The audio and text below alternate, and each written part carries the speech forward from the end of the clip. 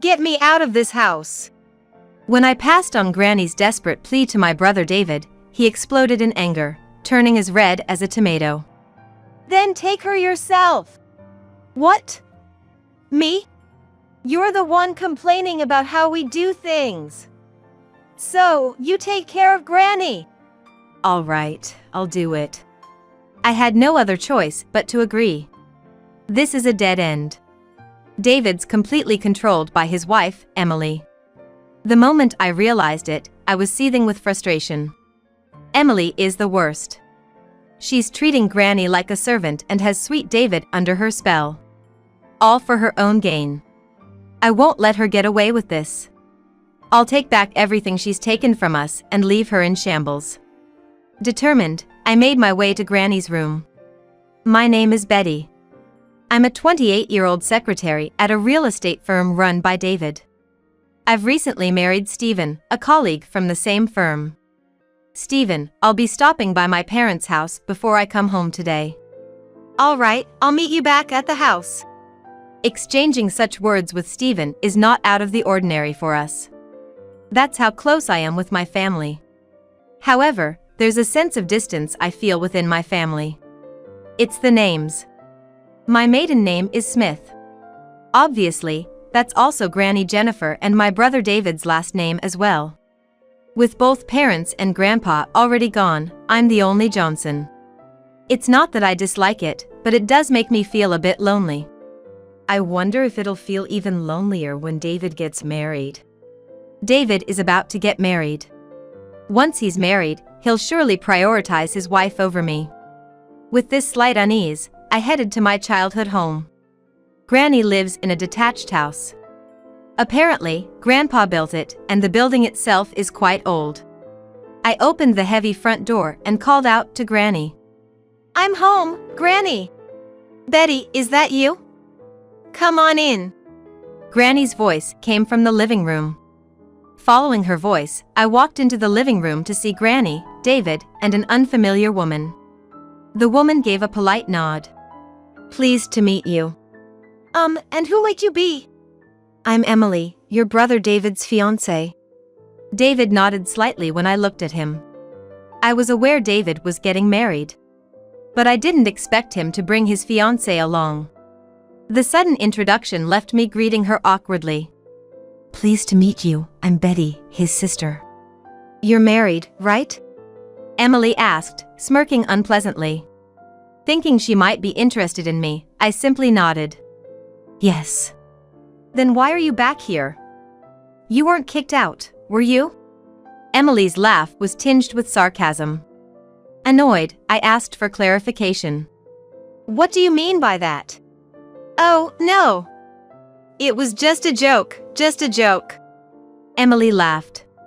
So, this is the type of person she is. Enjoying belittling others, a person with a nasty character. Realizing Emily's mean-spirited nature, I chose my words carefully to respond. I just stopped by to check on Granny. But it's good timing. I got to greet you. Is that so? Emily frowned. It seems she didn't find my reaction amusing. What did she want by making me angry? Was she planning to say something like she never wants to see me again because of that? While pondering, I turned my back to Emily. I'll go make some tea. We can talk after that. Oh, let me help you. Emily followed me. Once we entered the kitchen, Emily casually closed the door. Then she whispered to me in a voice quiet enough so Granny and the others couldn't hear. Putting on such a sanctimonious face, you're so annoying. Is that your true nature? You are pretending to be quite the nice person. It's the same with you, isn't it? Well, whatever, just don't get in my way. Emily pointed a finger right in front of my nose. Get in your way?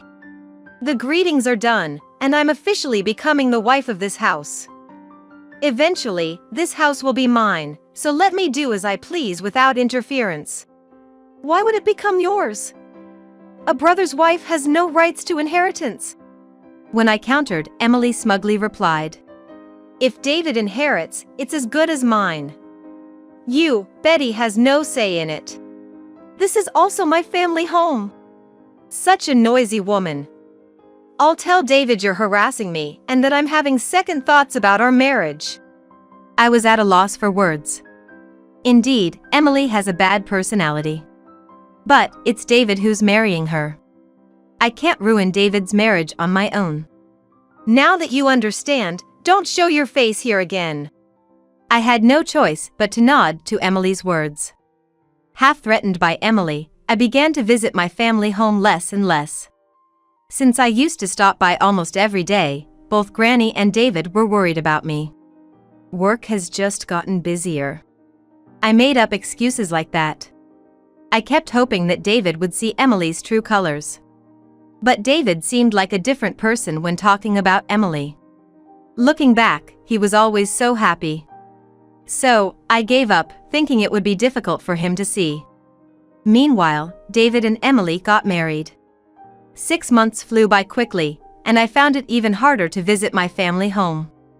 Even though I used to go there almost every day, now I only visited about once a month. It's not like I can't see Granny anymore. That's how I comforted myself. Then, one day, I visited my family home on a holiday and unusually, Emily was out. Granny, where's Emily? She went out with a man I don't know.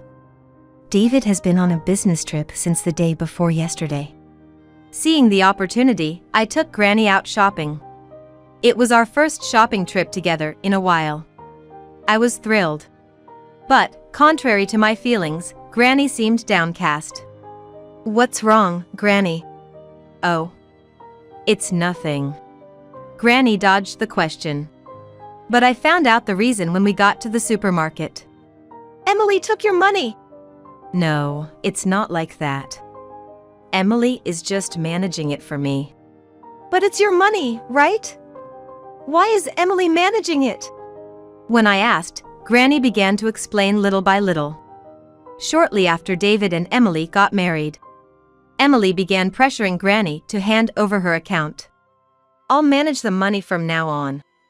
That's how Emily took control of Granny's account and stopped giving her any money at all. Furthermore, she dumped all the household chores on Granny and wouldn't even let her eat until they were done. Granny wasn't allowed to spend money freely, go outside, or even meet with friends. I buy you whatever you need, don't I? That was Emily's justification. What is that about? I was about to explode with anger. This is practically slavery. I had to do something. With that in mind, I took Granny to a nearby mobile phone shop. There, I got Granny a mobile phone she could use. Keep this with you. Why? I really want to help you right away, but Emily will definitely interfere. So, for now, think of this as a lucky charm. I taught Granny how to use the mobile phone. That's all I could do for the moment. I needed to prepare various things. My mind was filled with thoughts of Granny. Then, on a certain holiday, a woman named Melissa who lived in the same apartment complex visited my room. Betty, can we talk? It's about Jennifer. Melissa started like that. She was an old friend of Granny's, and they used to meet regularly. According to Melissa, she hadn't been able to see Granny recently. I even tried visiting her house earlier. Earlier, Melissa had gone to see Granny for a particular reason. But Emily came out and drove Melissa away. She's the worst. She dumps all the housework on me, and she's always out having fun. She's too busy harassing me to have any time to see you. That's what she apparently said. That's exactly what Emily has been doing. Hearing Melissa's story, I was utterly furious. Also, when I was leaving, I caught a glimpse of Jennifer, and she looked much thinner. Her complexion was bad too. You should really take her with you. It had only been a few weeks since I last saw Granny. What happened in this short time? I immediately called Granny's mobile phone. Right away, I heard Granny's screaming voice. Help me, Betty! Get me out of this house! The moment I heard that, I rushed out of the house. Jumping into my car, I headed for my family home. Granny! Are you okay? Shouting at the entrance, a surprised David came out. "What's all the fuss about?" "David, the thing is..." I spilled everything Emily did to Granny to David. But David just frowned and ignored it. "Emily wouldn't do such a thing." "You're mistaken." "But Granny said get me out of..." The moment I said that, David's face turned red as he yelled at me.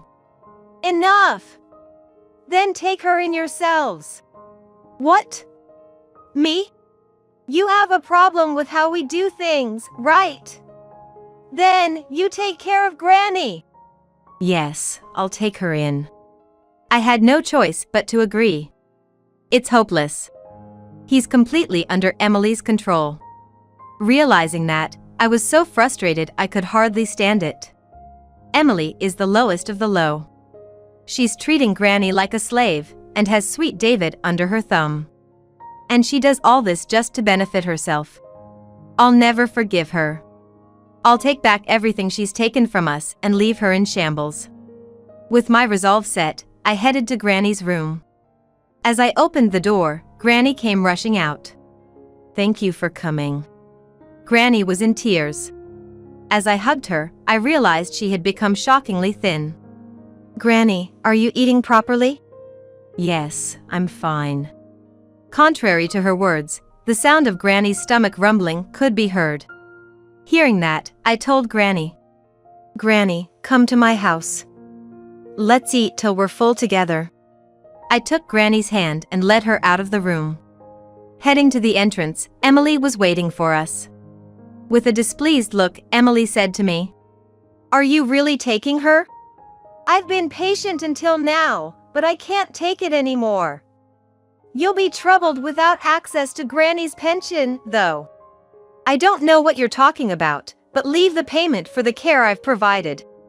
Emily stretched out her hand, demanding money at this point. She really has some nerve. Ignoring that, I brushed off Emily's hand. "You must be satisfied now, driving Granny out. You'll get the house, and you can live here with David. If you're willing to renounce your inheritance, I might just be able to overlook this." Emily burst into laughter. Angered, I snapped back in a fit of pique. "I'll renounce the inheritance, but if you plan to live here, you need to pay rent." "Rent? Why?" "This house is in Granny's name.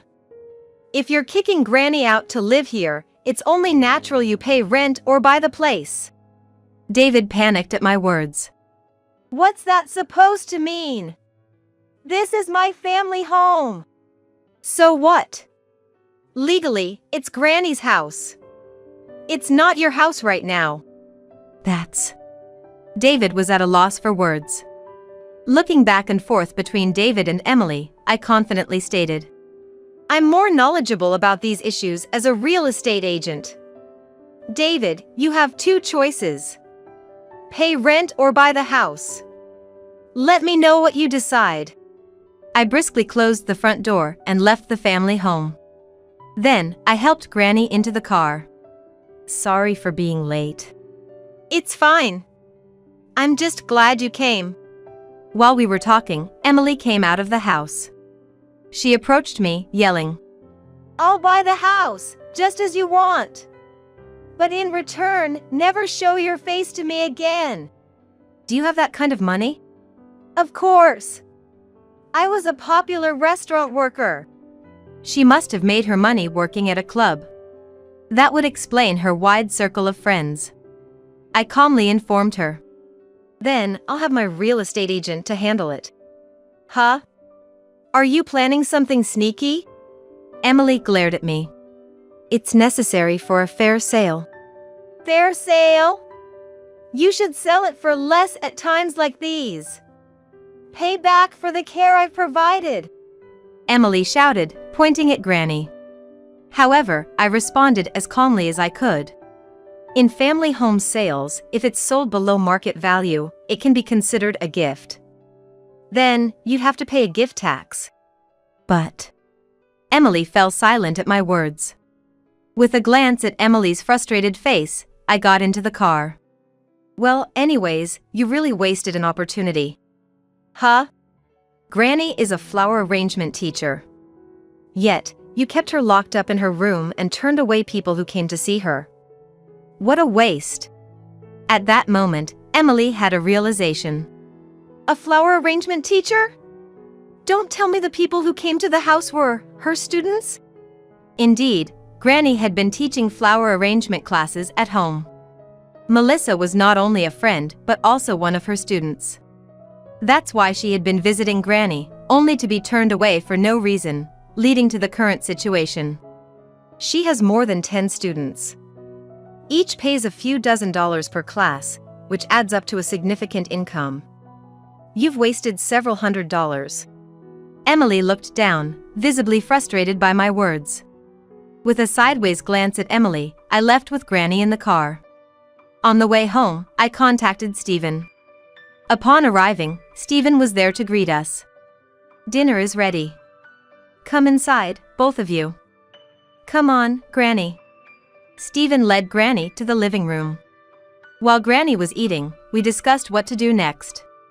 After a long discussion, Stephen suggested that Granny could live in his cottage.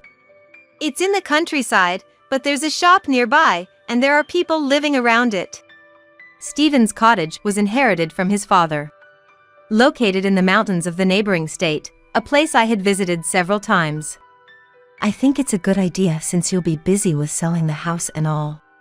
What do you think, Granny? It's a quiet place where you can relax. Granny nodded at my suggestion. Now, the only thing left is to sell the house. Leave that to me. Actually, I have a cunning plan. A cunning plan? Stephen looked puzzled. I quietly shared my plan with Stephen. I see, that's a nice idea. I'm confident about it. We'll take back everything that was taken from Granny. I clenched my fist. A few days later, I summoned Emily and David to the real estate agent's conference room. However, only Emily showed up. Where's David? He's staying at home. Probably feeling guilty, I guess. Emily sneered unpleasantly. As long as you're paying, that's fine. Let's get started, then.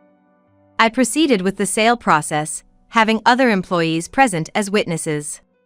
But soon, Emily began to complain. What's this? Such a hassle. But you need to listen to the explanation properly. Huh? Enough already.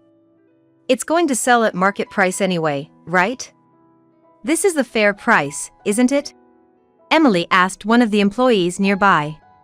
The employee quietly nodded. Then, this is fine. But there are still detailed explanations. So noisy. I said it's fine. Eventually, Emily barely glanced at the contract. She just checked the selling price and signed. Then, asking an employee to handle the title transfer, Emily quickly stood up. Well, take care of the rest. I have a date with my boyfriend. Boyfriend? Ah, never mind. Emily covered her mouth in an exaggerated manner. I glared at Emily and pressed on. Didn't you just say you have a date with your boyfriend? Why would I say that? I'm married. Seeing my gaze, Emily suddenly became angry.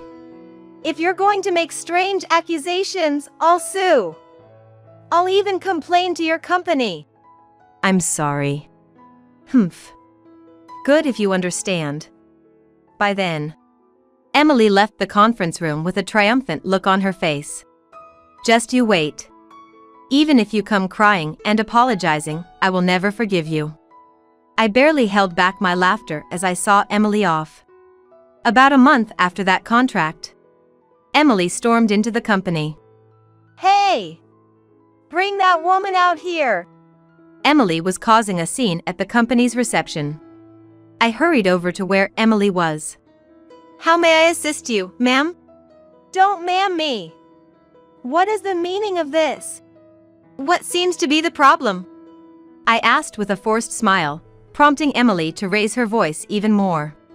My money keeps disappearing. And it's being withdrawn under Betty's name. Bang. Emily slammed her account statement on the reception desk. I took a quick glance at it. Then, with a malicious smile, I informed Emily. I don't see any problem. Why do I have to pay you? I've already paid for the house purchase. Indeed, we had received the lump sum for the house a little while ago. But the withdrawal she was talking about was something else. Seeing as she didn't understand, I explained to Emily in detail. That would be the leasehold fee. Leasehold fee? What's that? It's the fee for renting the land, also known as ground rent. Actually, the land that Granny's house is built on belongs to me. Not that I owned it from the start. When I started working, I found out my family home was built on leased land, so I went out of my way to buy it. This way, you won't have to worry about eviction, should anything happen. That really helped me.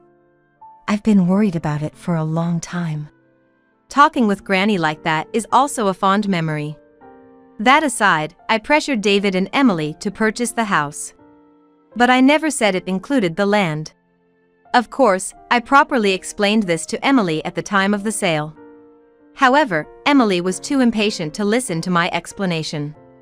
I expected this to happen, and she perfectly fell into my trap. As I was smiling, Emily, with an enraged expression, shouted at me.